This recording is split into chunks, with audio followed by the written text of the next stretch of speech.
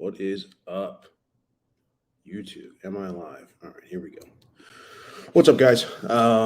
Kicking this off for Rich and some of the other generals. He's running a little bit late today, so wanted to make sure we started on time. Wanted to make sure that we kept things moving. It might just be he and I today, so who knows? I wanted to, and I didn't clear this with him, and I don't know if he'll want to do it or go over it or not, but in the spirit of Father's Day weekend, Father's Day being tomorrow, I thought it could be a cool idea to go back and rehash some of those 19 points that he made during a speech at a convention that will remain nameless a few years ago down in Orlando. So he's done a couple of speeches that still live on that YouTube channel that are really good. The first one being, actually, I can't remember the title of the very first one, but the second one he did, speak of the devil, was one called 19 Things That Your Dad Should Have Told You That He Never Did. So while he gets set up, there we go. Coming in. Good. Damn. Yeah. So I figured I was just kind of BSing and trying to figure out topics for today, and I think it might just be the two of us, unless Jaron jumps on. It sounds like a lot of guys are busy or doing whatever. I thought Jaron's traveling today. I don't know if we'll see him. Cool. So it might just be the two of us. So I figured it could be a cool idea or something interesting to do. Seeing how it's Father's Day weekend, to go back and touch on some of those points you made in that speech a few years ago, the 19 things that your dad should have told you but never did. So, I thought that'd be cool to kind of revisit and maybe touch on some of those points, or maybe pick out some of your favorite ones and go through them. Yeah, that's actually not a bad idea. I mean, we normally catch up on what's been happening all week. Let me see if I can find the PowerPoint, actually. Okay, cool. Yeah, I've got the video on another tab, but I mean, obviously you probably have the original.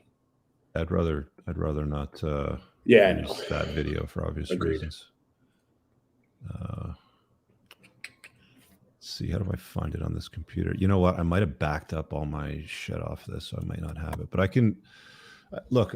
I mean, a lot of the stuff that that I talked about in that speech, which I gave years ago, which was a good one actually. Yeah. It's a nice jacket. You still have it? Yeah, I do. I actually got another one from the company that did that jacket. Yeah. Nice. No, it's a favorite jacket. Yeah, it's a little snug on me though. I've put on a little bit of weight since I bet. I'm trying to get the weight off around the midsection this summer. What did I cover in that? Here, let me just get the talking points, because I know it's summarized somewhere. Somebody always puts in like so I've got the video up they're in the description and the timestamps. Yeah, I mean, Can you just drop the link to it in the private chat, and I'll open it up in a second window? Yeah, let's go. Here we go. Just send it to you. All right. Yeah. All right. Here we go. Oh yeah. Don't let people make their problems your problems. How many times have I said that?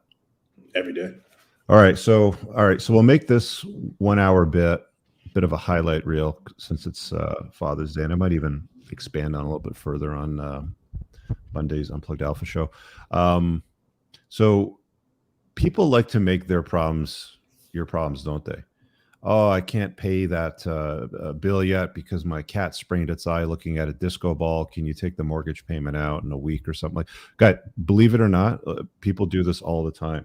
And I'm using that as a little bit more of an extreme example, because I've done private mortgages, and I've had people literally tell me, oh, I can't make my mortgage payment because I had a surprise vet bill for my cat or some shit like that. And it's like, that's your problem.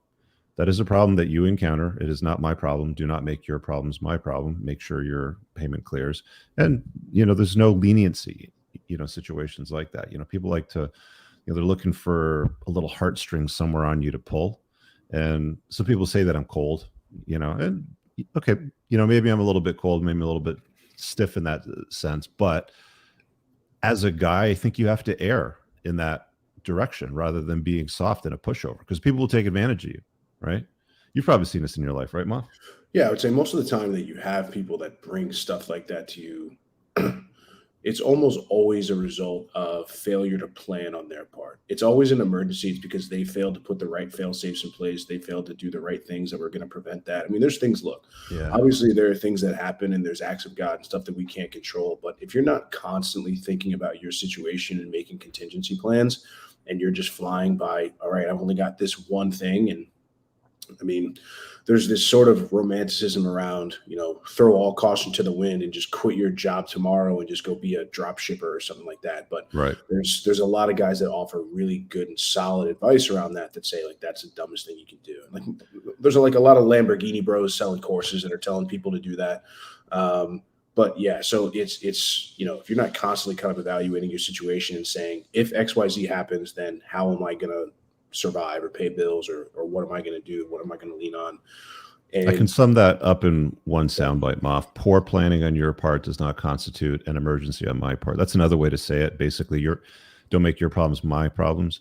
I learned this actually from my friend's dad in my 20s, and he was an entrepreneur. He was running a very successful business at that time, and I overheard him on the phone talking to somebody, and I could clearly hear the other guy on the phone trying to push off a payment due date, and he was already in arrears, and he just basically yelled at the guy. He's like, look, don't make your problems my problems, and slammed down the phone. Right? He's like, I got shit to do. Again, that's a terse way to deal with stuff, but if you want to get things done in the world, I'm telling you guys, you're gonna have to be a bit of an asshole, and it's assholes that get shit done. You have to. I'm into, like, I really love Jay Cutler as a bodybuilder. And I really got into listening to a lot of his stuff. And there's a soundbite where he's like, look, like when I was training, like I would lived in a box. I didn't have any outside noise. People would call me and complain with their problems and hang up on them. Like if I'm in the middle of something and if I'm chasing something, I don't have time to deal with everybody else's stuff. Yeah. And a lot of people, they do it under the guise of empathy. It's like, oh, have a heart, man. Like, oh, how could you be so cold? And it's like, think of kind of what you're asking. You're asking me to reinforce bad behavior of somebody that is going to say, okay, I can just not do what I'm supposed to do and I'll get bailed out. So where's my incentive to act right? 1000%. And then the second one on that list of 19 things your dad should have told you, but he never did, is a job is always going to equal just over broke. Job is an acronym, JOB, just over broke. For the most part, for most people, they engineer these things. And I know some people don't like to hear this, or like, oh, you don't understand, whatever. It's like, no, I understand. I've done both, right? Like I've been an entrepreneur and I've worked several jobs in my lives. I've worked very hard jobs. I've gotten up in the summertime at fucking 4 a.m. to prune Christmas trees when I was fucking 16. I've done a lot of like stupid jobs, really, to be honest with you, but they're for the most part engineered just to give you enough money to give you something to buy stuff, but not enough that you can escape, the clutches or the grasps of these cultural traps like debt, like enslavement, that you get with salaries and stuff like that. So, there's better wealth creation methods that you can lean into. And for me, my favorite has always been entrepreneurship, but I've talked about things like STEM field types of jobs, high-end sales, professional designations, doctor, lawyer, accountant, personal finance, dealing with hedge funds, stuff like that. Obviously, C-suite jobs, CEO, CFO, CTO, but you have to climb the corporate ladder to get to that. Honestly, guys, like the easiest one to have success at is going to be entrepreneurship. I know that it might sound difficult, or the failure rate is high, which is very true, but it is the best path, in my opinion, to more personal freedom and choice. And if you're not on my email list, let me drop it in the ticker down over here, because I do have the School of Entrepreneurship if you guys are newer to the channel. And you should be, where's my ticker for the Red Flags chapter? There it is. So get on the email list so you can get notified when that opens, but it's only opened every 4 months or so. Got any thoughts on JOB, just over broke? Yeah, I think sales is the most important skill I think anybody can learn that wants to do anything like that. I mean, I think sales is good. Yeah. You're not even, but I mean, sales in general, like you're always selling yourself. Everybody's in sales, even if that's trying to get into a better room, even if that's trying to be in a group of guys that are trying to network and level up. I mean, learning sales is one of the hardest things, but it's one of the easiest ways to, really tap into or have uncapped earning potential. But yeah, there's a lot of guys that still believe in the 401k dream. It's like, hey, I'm going to go get a job. I'm going to work for 40 years. I'm going to retire. Then I'm going to be on a beach, or I'm going to play golf. And it's all going to work out that way. Those days And are there gone. Like people, the days of your yeah, grandfather working in a factory, screwing on yeah, toothpaste caps in the 1940s and 50s and shit, and like being able to like living a afford happy life and 2 vacations a year, yeah, and yeah, yeah. wife white picket fence and shit. Yeah, stay at home wife and leave it to Beaver and Yeah. all that shit. Like, like that would be enough. It's not anymore. And part of it is because a lot of people, you have to kind of be in the machine for it to. A lot of people like to talk a lot of this and that about the corporate world and like, oh, corporate this, but it's like they haven't really lived it. But until you've really lived it and seen how cutthroat it really is, and I'm not talking about, Wall Street in the '90s. It's taken on a whole different mask now because the corporate world, everything is about inclusion and diversity and equity ESG and scores, rainbow yeah. flags and CSAT, all of this stuff. But it still has this, if you're not with us, you are against us and you do not fit culture, and they will throw you out. They'll send you like swag bags and t-shirts and hats like, oh, you're part of the family, you're one of us. And then the minute you step a toe out of line, you're on the streets in a box. So yeah, I mean, you should never depend on somebody else to make your living if you can help it. 1000%. The next one we got is do not get into long-term relationships with attention-seeking women in your life. That's red flag number. Let me see it on my list over here. I always have these things in front of me. Seeking validation, attention, number 13. Yeah, it's funny because when I did this presentation with a slideshow, this was a few years before I started writing the book, I think, and that definitely made it in there as a big one because in today's world, women, well, attention is the currency of the realm for women, right? It is the coin of the realm for them. You remove attention from them. You like anytime a guy's done a soft text, she misbehaves. You just go silent. You don't text her. You don't call her for a couple of days. Let her mill on it. She calls you. You don't answer. She texts. You don't answer. They often just will self-correct, or they'll come back in your frame and try to understand why. Try to do some work. Usually, the good ones anyway. But when you deal with these women that are constantly seeking attention online from other sources, how do you compete with that, right? Like, how do you, as a guy that she might have even come to at some point and said, yo, I'm off, I dig your vibe, don't want to share with anybody, where do we stand, like the talk sort of thing, but she's still seeking attention online and validation from other guys. When things don't go her way, which they will invariably at some point, and she's not getting the attention from you and she's used to getting it elsewhere, like i.e. online, maybe with a big Instagram following or something like that, guess where she's going to go, right?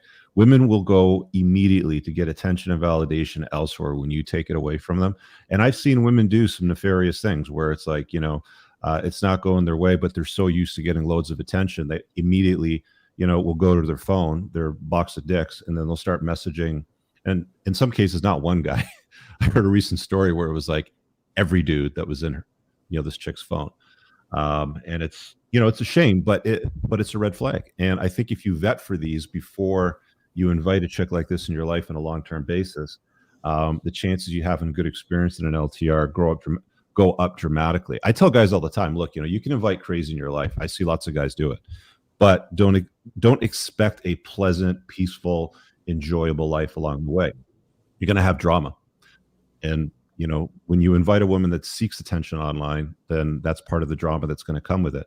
You're going to be called controlling. You're going to be called abusive. You're going to be called all kinds of names, insecure, for maybe putting your foot down and saying something. But the time to do it, and again, I'll reiterate this, and there's really nothing more to expand on than just this. The time to do it is you're spinning plates, cream rises to the top.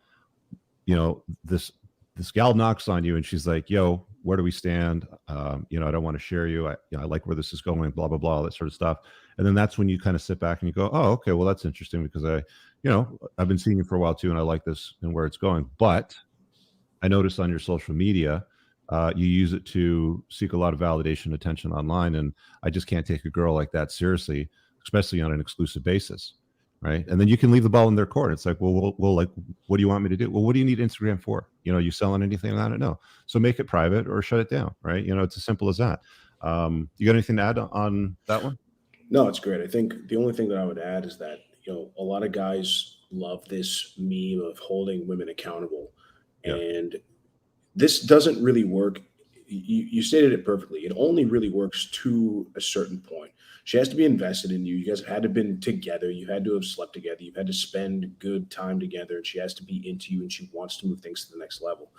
But so many guys that meet a girl like on the first date, they're like, "Oh yeah, like, how am I going to take you seriously if your Instagram's not on private?" It's like, well, she goes, "I don't give a shit, dude. Like, okay, bye." Like, so, Yeah. too You many have other guys options. are right. She has other options, and she's not invested in you. So that's a key step that a lot of guys miss, is that a lot of these women are not going to be invested in you, and so this whole compliant goodbye thing is not going to work. But if you get to a point where now she's saying, yeah, like, let's take the next step, and as long as it's with a chick you think, let's say this too, as long as you think it's with a chick that you want to take the next step with. If you're just enjoying spinning her as a plate and you don't see that there's ever a world that you're going to elevate her to that next level, then at that point you kind of got a decision to make. Some guys are of the school where they say, whatever, like, she can leave anytime, it's never going to change. Or some guys say, well, maybe she sees me as our hypergamous best, so she's never going to leave unless I make her. So, but as long as it's a girl that you're cool with and you think an LTR is in the cards, then yeah, have that conversation by all means. Absolutely. Next one, cheat codes to life. There are none. Everybody goes looking for that magic pill that will help them lose weight, the cream they can put under their eye that will wipe away a decade worth of wrinkles, some cheat code of making $1 million within 5 weeks in your underwear, working only 4 hours a week. All of these are bullshit. Like even the book titled The 4 Hour Work Week by Tim Ferriss, he titled that way because he knew that it would get people's attention, right? Because that's what people want. They want cheat codes, right? So he's leveraging what people have leaned into, and that's a very old book title at this stage of the game. I think it's got to be about 15 to 20 years old now. Probably, but yeah. The concept of fast, easy, quick methods to 6-pack abs, to wealth, to girls, like the Mano Swamp does this all the time with their fucking retarded shit, where they lie to you and they're like, yo, just memorize these lines and walk up to girls and do it 100 times in a day. And at some point, one of them will fall for you and give them, give you their number. And it's like, no, if you don't have any game, if you're fat, if you're out of shape, if you have no style, if you're not influential, if you miss the 7 pillars that I've talked about many, many times, you probably might get one number if you're lucky. Like you might get a close if you're lucky, but there are no cheat codes. And anybody that thinks that they exist, I promise you, there's some fucking mannequin, behind the scenes somewhere orchestrating this stuff to happen. I've seen this enough times. I spent enough years in the Mano Swamp. I know what these douchebags do. I've seen them. There's one guy that even admitted to hiring prostitutes to line up for one of his pickup artists boot camps, and basically like paid actors. There are no cheat codes.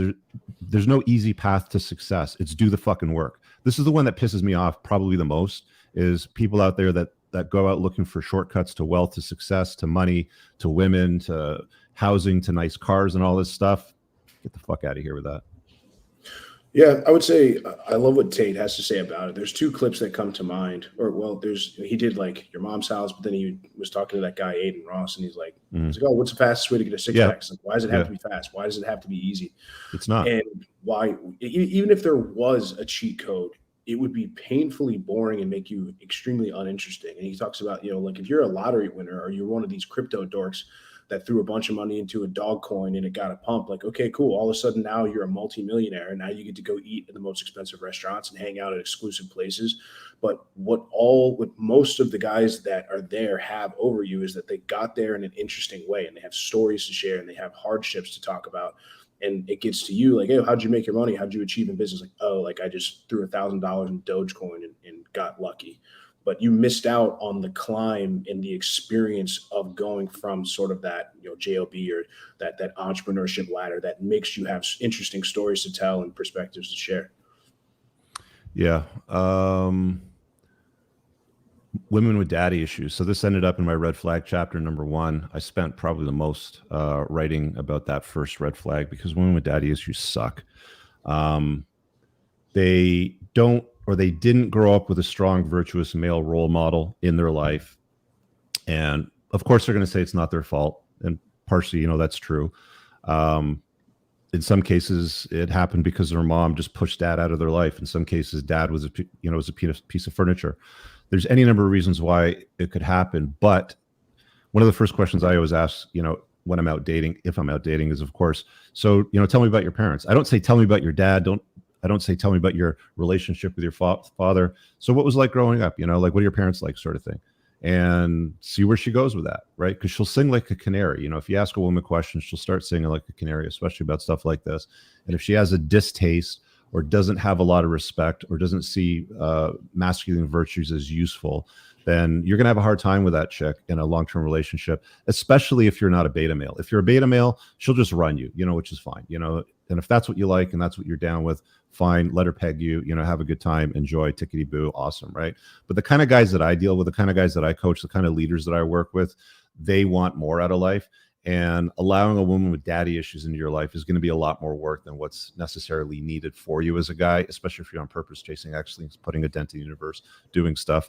Don't do it. Stay away from them. Yeah, look, there's a reason why it's red flag number one. Nothing you do is ever going to save her, and it's never going to see.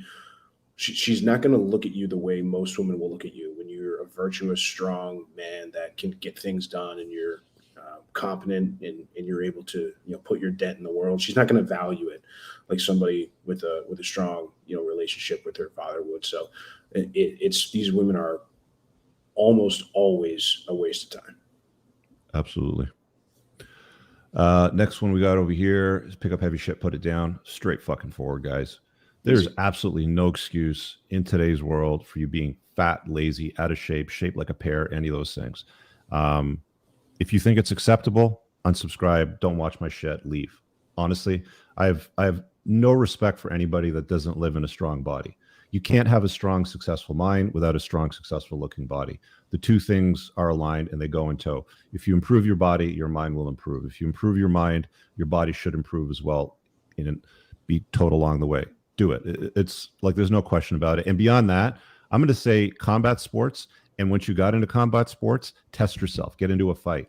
I'm not talking like a street fight, but I'm talking about, if you've gotten into whatever, boxing, kickboxing, whatever it happens to be, once you've gone through, all the years of work and your coach feels like you've got the skills, test yourself, do the work in your body, do the work in your mind, do the work in your combat skills, do the damn work. Yeah, totally agreed. My weight and physique is something I struggled with for a very long time, and it's something that up until recently has been just something I've really been trying to dial in. So there's been some changes to my endocrine system. There's been some things that I'm working on trying to get locked in, and I was competitive, and I'm a huge number chaser in the gym. I like being strong, like throwing around heavy weights, a lot of fun, but not at the risk of your health. So if you're one of these guys that wants to be just one of these big bulking behemoths, it's not going to be healthy for you overall. 300 pounds is 300 pounds, no matter if it's muscle or fat. And two, if you understand generally what women find attractive as far as the V-taper goes, your guys think they have to be a lot more muscular and a lot more bulky than they really do to get kind of the attention they want. You're going to get more attention from guys actually than you are from girls. So. Yeah, I mean, she just basically wants to look at you and see a V-taper, and there's nothing more to it than just that. Next one after that was optimizing the endocrine system as you age. And again, there's a chapter in my book. I get into detail on that, and I'm revising that chapter to include some updates that I've learned along the way.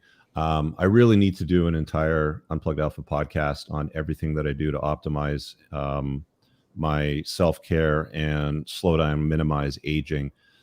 Because at my stage of the game, like most guys my age are nowhere near as competent or as capable as I am. But there's some work that's involved. And I think like starting with managing your endocrine system, and that's as simple as if you're 25, 30, 27, doesn't matter. If you're under the age of 30, start there by at least once a year tracking your hormone panel. I'm not talking about just tracking testosterone. Get a full hormone panel done. Go to the doctor and tell them you want to run blood labs. You want to know your estrogen, your free testosterone, your bioavailable testosterone, whatever it is they're going to call it, where you're at, your total testosterone, DHEA, DHT.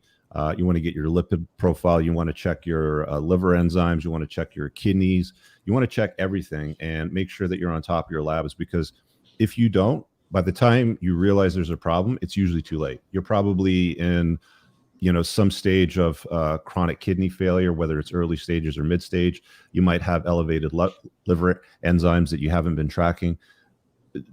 Just trust me on this. Like the simple thing, one is, read the chapter in the book so you get some further clarity. But two, just check your blood labs, right? Do it just on an annual basis. It's probably going to cost you a couple bucks, but figure out how your body operates. So as you get older and it starts to change its behavior and your panels change, you have some sort of baseline of what your body acted like in an optimal fashion when you were younger. Because you can throw anything at your body in your 20s. Like, honestly, dude, I'm like you're getting closer into your 30s now, right? But when I was in my 20s, it was like you could get up, smash back a protein shake or an omelet, bag of Doritos, smoke a joint, go to the gym, do nothing all day and get up in the morning and look jacked and ripped, right? Like your body has a way of metabolizing. It's very, very efficient. But as you get older, it's not as efficient. And you have to be way more attentive with everything you put into it, whether it's hormones, whether it's nutraceuticals, what you eat, how you train, when you train, all that stuff. I'll do a full in-depth video. You guys let me know if that's something that you want in the comments below, and I'll make sure that I make that happen to get into everything that I've been doing. You got anything else on top of that? I mean, you recently... I just for the first time got them done, and I've made some changes. So don't wait until the symptoms are really a pain in your ass to go get them looked at, because it's a hard life, man. It's when your body's not firing on all cylinders like it should be, and there's a way to optimize it. It's something that should take priority. Your health is number one. Because the estrogen in our system, in our society, is only increasing. So, I mean, our average testosterone as a man goes down every single decade, every single generation. So, even in your 20s, you might think that, okay, I don't even have to think about TRT until I'm 40, or I don't have to get my blood labs done until I'm at least 30. You never know what you're going to find, and you never know what might need to be, tweaked and could be possibly improved and give you, a higher quality of life for a number of years. Yeah. Never allow the state to decide was the next one after that. So that really ties into sovereignty and freedoms. And one of the points that I often make is, look, I'll make it clear. Like, I'm a libertarian, right? I don't want the government in my life. I don't want their hands in my pockets. I don't want them telling me what to do. Take care of making sure the roads work and the fire services work, and protect the borders from anybody that's going to try to invade it, stuff like that. Like, to me, that's the role of the government. And most of us live in, the Western type of countries, and there's certain countries that offer less freedoms than other. You guys saw what Trudeau did when truckers went up to Ottawa during the scamdemic lockdowns, which in hindsight was completely justified, and the way that he handled it in return was completely unjustified, in my humble opinion. But there's certain things that you can control as far as freedom when you live in a state that interferes in your life. Not much you can do about taxes. You're going to have to pay them, or like, you can move.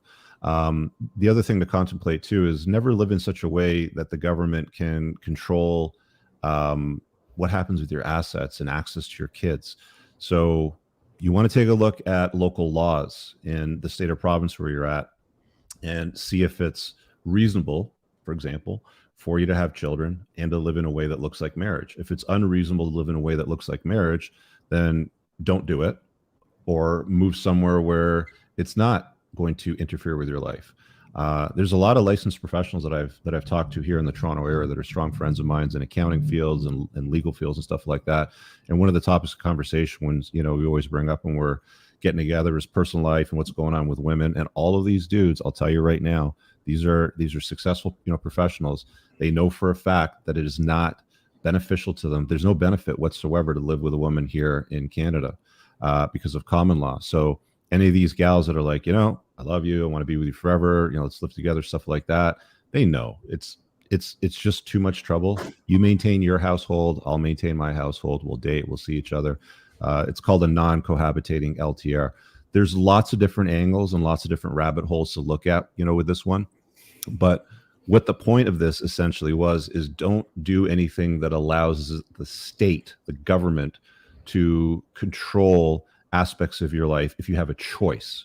There's certain things you don't have a choice. Again, you're going to have to pay taxes, right? But you do have a choice in the way that you live and how you deal with women when you understand the law, and you should do it in such a way that it doesn't expose you to unnecessary risk or problems. Yeah, bottom line is they don't care about you. If there's Just one don't. thing everyone should learn about the pandemic, scamdemic, is that they don't give a shit about you, and they're always going to do what's in their best interest. So to put decision-making power in somebody else's hands like that is ultimately foolish. Next one was learn how to deal with rejection. And this isn't difficult. It's just, look, you're going to get shot down in life. You're going to get shot down by pitches when you're in a business meeting. You're going to get shot down by women. You're going to get denied. You're going to get rejected by women that might have previously chosen you. Learn how to deal with rejection. It's part of life as a guy. If you don't learn how to deal with rejection as a man, what we end up with is these guys that go on rampages, these nerds that have never learned how to deal with rejection. I covered it early on in my book. Nicholas Cruz was a very good example.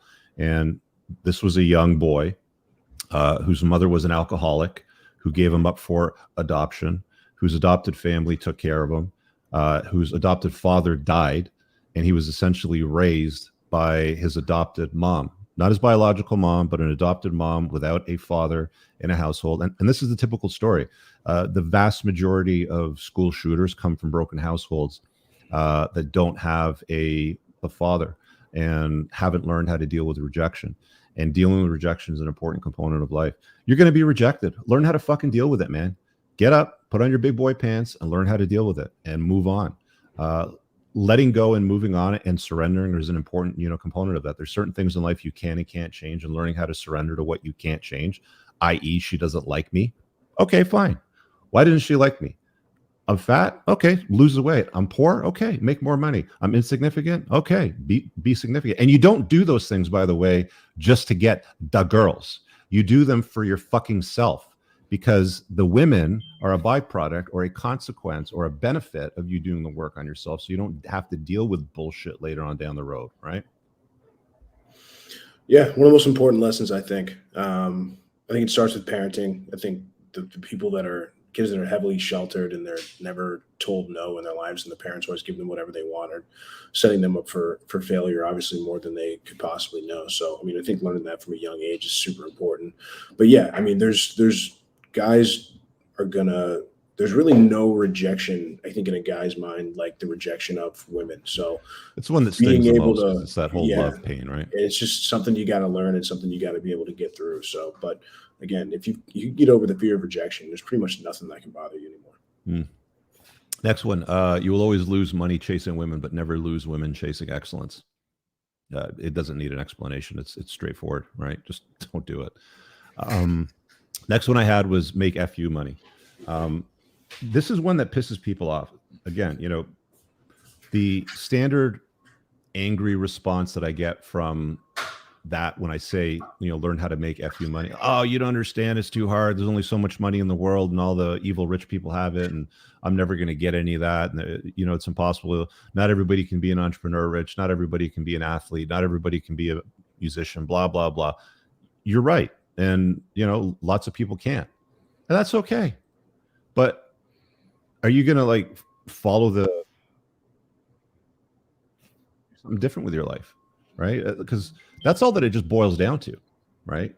Do you want to accept being average? Do you want to accept being plugged into the matrix? Or do you want to unplug from all of that and do something more with yourself?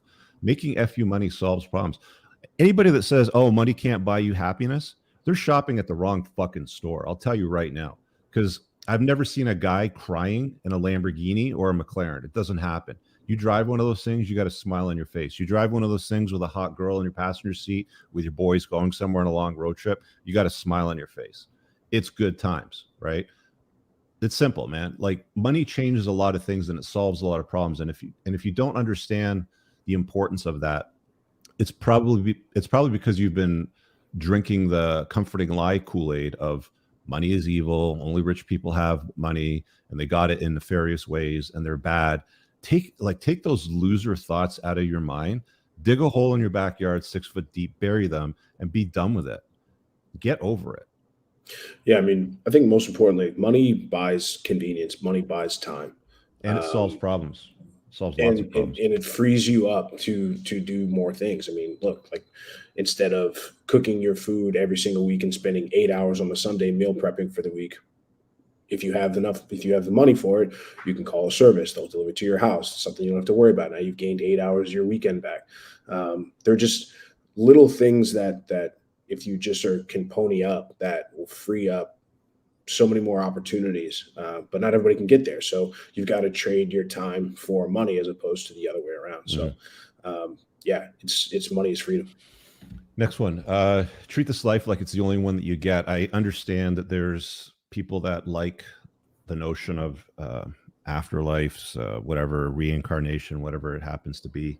I truthfully don't think that enough people take life seriously and understand that it ends. I don't think you start to realize this until you start losing friends, like people that you knew. I think it first hit me in my late 30s when I heard one of my friends from high school, who was an avid skier in reasonably good shape. He was always a little bit chunky, but he was really great at winter sports. But he had a heart attack at 39. I was like, what the fuck? Like, 39, like I'm 39. How did that happen to him? I'm in pretty good shape. Was he in good shape? And you start asking these questions. And as time goes on, like you start to lose more and more people that aren't that old. Like my granddad died when he was 86, had a stroke, had to go to the hospital to see him.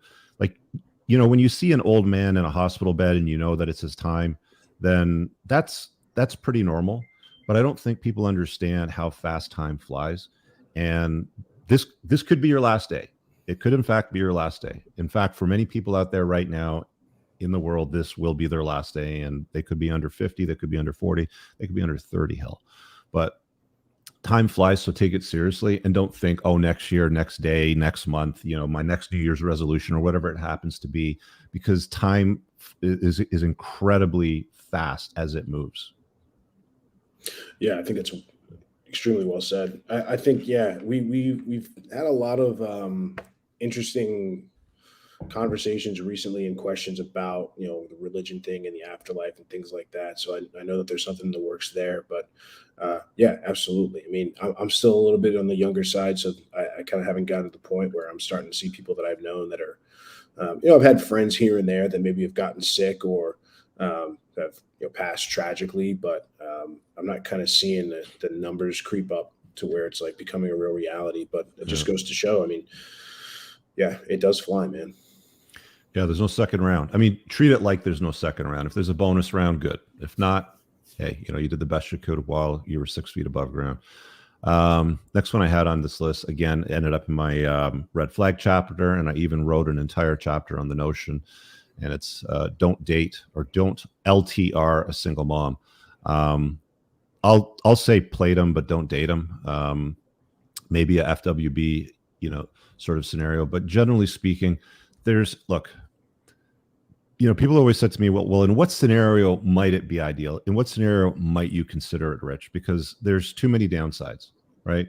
You have responsibility to somebody else's kids that aren't genetically yours, that you're raising, that you're essentially cucking yourself on voluntarily, but you don't have any authority over them, right? There's a lot of other things that happen. And, if you haven't dove into the chapter in my book, it's in the book. It's on, it's in the Unplugged Alpha. If you're newer to the channel, get it. It's on Amazon. I get in extreme detail on it. But, if there's a chick that ticks off all the boxes, doesn't have the red flags, has a kid that's the same age and sex as my kid, then I might contemplate it. Only then, if all the other things are in alignment, the moons of Endor are fully aligned. But even then, it's like there's lots of women out there that don't bring problems like that don't have kids that you can choose from, especially if you're a younger guy. I mean, the older you get, like I understand, like I have lots of friends that are in their 30s, 40s, 50s, 60s sort of thing, and it seems like the older you get, the less there are women out there in the dating marketplace that don't have children in tow. There are still quite a few that don't. Some people argue that they're crazy or whatever. It's like, whatever, like you can make whatever argument you want. I met my chick. She didn't have any kids when I met her. And she's been faithful and loyal to me, like the entire time.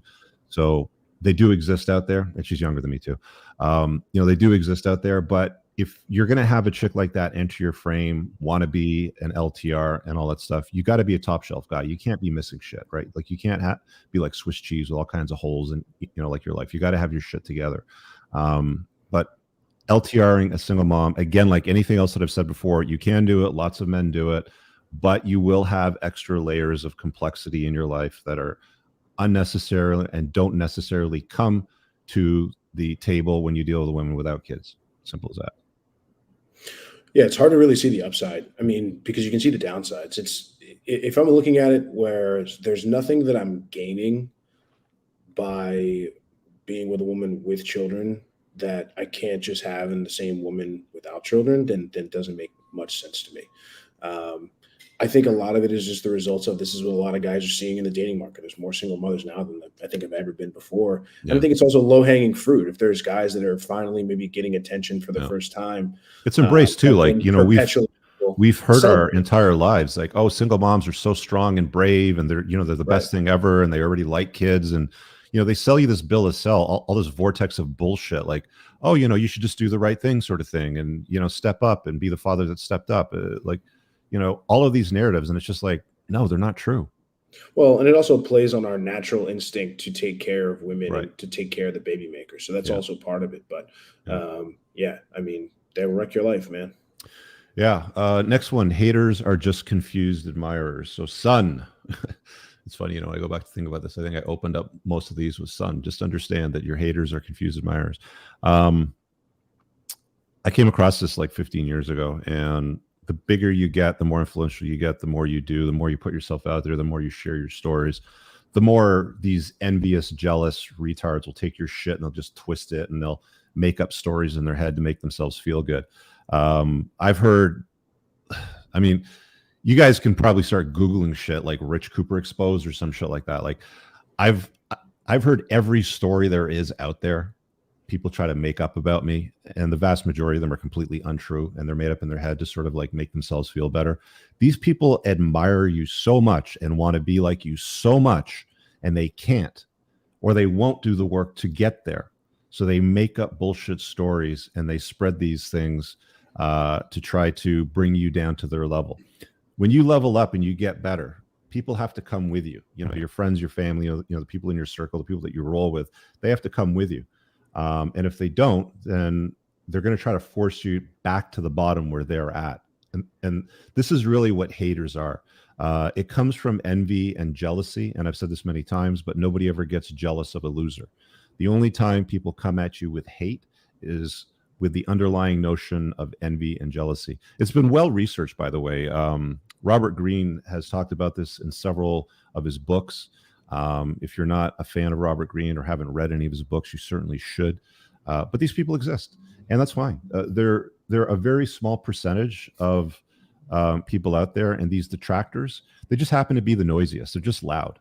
And if you look at it from this perspective, they are your best fans because they are an unpaid marketing team. They never fucking shut up about you. They're always talking about you. They're always making up shit about you. And they do it for free, completely for free. You live in their head rent free. So when you sort of like turn the story around a little bit and you look at it for what it is, you understand these guys aren't actually detrimental to you. They're actually doing you a favor, because the ones that are smart, that have a brain in their head, can see past their bullshit, and they'll be like, what's this? Let's check it out. Oh, let me check out this guy. Oh, no, he's like, they figure out legit, right? Like game knows game, as they say, sort of thing. So these people are actually more entertaining than anything when you get to it. Have you ever dealt with haters with your stereo show? Yeah, I mean, I don't use it as much anymore, but yeah, I mean, my reputation on that app got around pretty quickly, and I was, people who I had never spoken to, people who I had never met were like, oh, here's Mav, here's what he talks about, or I'm going to block him because he's a misogynist and all this kind of stuff. It's like, all right, well, my name getting around is a good thing. So, yeah, I mean, I don't go on there as much anymore, but yeah, it's something that's followed me. Yeah. The burden of performance is 100% on you. Don't think that you need to stand there and hold hands with a woman, a business partner, anybody. The burden of performance, if you're a man, is squarely on your shoulders. Your burden to perform in life, being able to make it rain, being strong and competent and virtuous, Your burden to perform and provide for a family, is another good example. Making sure the roof over their heads is taken care of. Children, if you have them, are safe. The woman that might be in your life, or the women, depending on how you want to, set up your life, are protected and looked after. And they're, of course, in your frame and a complement to your life, and they're not a fucking nightmare, obviously. But you can't expect anybody else to take care of you. You can't expect others to swoop in and save you. The government is absolutely useless at this, even though people think that the government actually cares. You have to perform for yourself. You have to do the work on yourself. It's why I constantly hammer over and over and over again, do the damn work, do the damn work, do the damn work, right? It's 100% squarely on your shoulders. Yeah, I mean, it was so funny. I saw a comment the other day on one of your clips. There was a woman that commented, and she goes, how much responsibility do I have, or how do I get my boyfriend to stay passionate about his stuff, or to go stop playing video games and go work out, or go to his job and stuff like that? And how do I motivate him, or is it my job to motivate him? And whether guys like it or not, man, it's 100% on you. Like, nobody's going to help you do it. Nobody's going to get you out of bed. If you're expecting your girl, if you have a girl, to do that shit for you, she's not going to be your girl for long. Yeah. You just don't have the luxury of people coddling you and patting your forehead and telling you everything is okay and you're a special snowflake. You just don't have it. It's player versus player, man, and that's the reality of the world. That's it. I mean, finding brothers is powerful, because that's about the closest that you're going to get to getting some strong support. So, I mean, if you're missing a brotherhood, then it just makes it a little bit tougher. But having a good, strong network, I always say, your network is your net worth, will make a big, big difference. So the next one is, well, it's something else that also made it into a chapter in my book. Stop giving fucks for things that aren't fuck worthy. The amount of people that still do this is astronomical. It's absolutely bonkers, right? That this still goes on to this day, especially people that follow my content, that have watched my videos. Like, read the damn book, guys. It's on Amazon. It's not expensive. Okay. Like, get the Kindle, get the Audible. It doesn't matter. I talk about it in depth in the chapter. People give away way too much energy to things that they can't control, that they have no control over. And using the example that I put in the book, which I think is the most prudent and the simplest to understand, people get road rage when they drive. I was one of those guys that used to get pissed off all the time when somebody would do something. They wouldn't use a blinker. They'd cut me off. A lot of the times you feel a sense of anger when you're doing things like riding a motorcycle, because if somebody does something that's disrespectful on the road or unsafe, it can put your life at risk and potentially kill you. So the point being, though, is that people will do stupid shit when they're driving cars. And the natural reaction, it seems, for a lot of guys, especially if they're healthy and have high testosterone, is to get pissed off. And they dispense fucks for things that aren't fuck worthy. That other guy or gal in the car in front of you that cut you off, they don't care. They're going to go home. They're not going to think about you. But are you going to drive around now for the next 15, 20, 30, 60 minutes pissed off because some dipshit came in a little too close to the front of your car, your motorcycle, right? How does that serve you, dispensing that energy to something that isn't worthy of it, right?